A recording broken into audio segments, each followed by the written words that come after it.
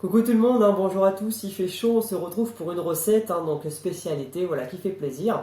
Un baume nutritif fondant, hein, vraiment, hein, qui est adaptable hein, par rapport à la saison. Donc fondant, vous allez comprendre pourquoi. Il est multifonction, c'est-à-dire, hein, déjà, vous pouvez bien l'utiliser pour les masques, pour les cheveux, ok, le visage, comme hein, bien sûr la peau au niveau du corps en général. Donc pour la réalisation, ce qui est important, donc tout d'abord le beurre de karité, hein, l'ingrédient principal pour la préparation, de l'huile de monoeil, ok. Donc vous pouvez remplacer bien sûr par de l'huile de coco. Et pour l'huile d'olive, pareil, moi j'ai utilisé ça, mais vous pouvez très bien hein, utiliser notre truc que vous avez en équivalence, hein, ça peut être tournesol, noisette ou encore la jojoba, ok. Et bien sûr hein, pour la conservation, la vitamine E. Alors pour la réalisation de ce baume.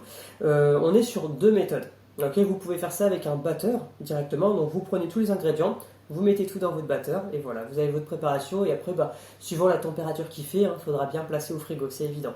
Et là, moi, je vais vous montrer du coup ma préparation sans batteur. Donc j'ai fait ça manuellement. Ok, donc vous allez voir les alternances, hein, comment j'ai pu faire. Parce que bon, forcément, le beurre de karité c'est solide.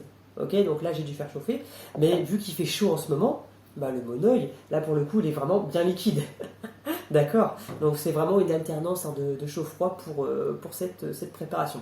Donc je vais vous montrer hein, le détail des ingrédients. Donc vous trouvez bien sûr hein, en bas en description. Et on va pouvoir passer à la partie réalisation. Voilà, on peut placer hein, notre préparation de beurre de karité hein, directement au bain-marie. Donc ici 40 grammes. Voilà, on peut déplacer dans un autre pot.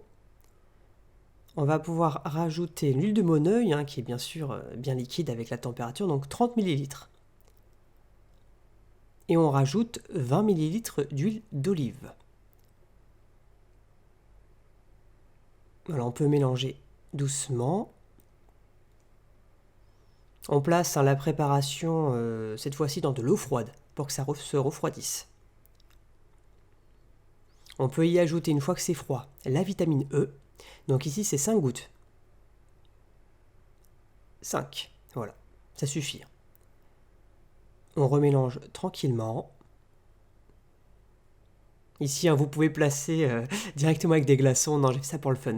Le mieux, c'est de mettre au frigo ou au congélateur si vous voulez aller vite.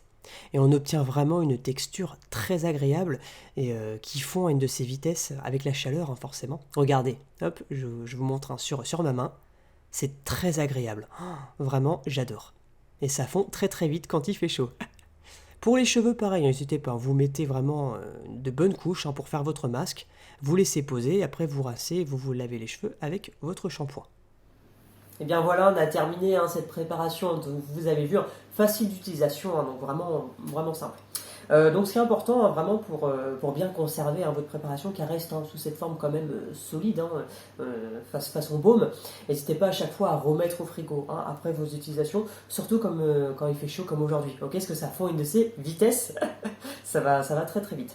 Pour la partie pareil hein, également sur l'aspect conservation par rapport à la vitamine E, ça se conserve à peu près entre 3 et 6 mois. Hein. Vraiment, si vous faites ça bien, 6 mois, il n'y a pas de souci. Okay, il n'y a pas de corps à queue, donc pour la conservation, vous n'avez pas de souci à vous faire. D'accord. Également, au niveau des quantités, vous pouvez diviser par 2 la recette, multiplier par 2. Un temps que vous respectez bien. Si vous divisez par 2, par contre, la vitamine E, mettez quand même un peu plus hein, pour pas qu'il y ait une goutte en plus à chaque fois. Évitez le 2,5, hein, mettez 3 dans ce cas-là. Okay, voilà, comme ça au moins, il n'y a pas de souci.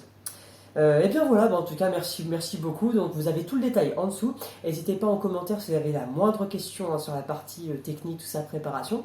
Et puis merci hein, d'avoir regardé cette vidéo. Merci pour vos j'aime et vos abonnements. Et je vous dis à bientôt.